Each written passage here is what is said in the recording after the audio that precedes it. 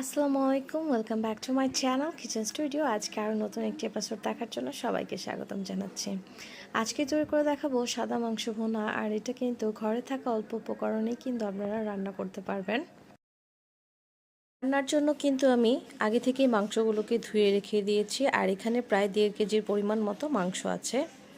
আর এই রান্নাটা আপনারা গরু বা খাসি দুটো দিয়েই কিন্তু রান্না করতে পারবেন। তো মাংসগুলো আমি প্যানের মধ্যে দিয়ে দিব। মাংস দেওয়া হয়ে গেলে এখানে আমি 1 কাপ পরিমাণ পেঁয়াজ নিয়েছি, আর পেঁয়াজটা কিন্তু মোটা করে কেটে নিয়েছি। আর আজকের রান্নার জন্য কিন্তু আমাদের কোনো ধরনের বাটা মশলা বা গুঁড়া মশলা প্রয়োজন হবে না।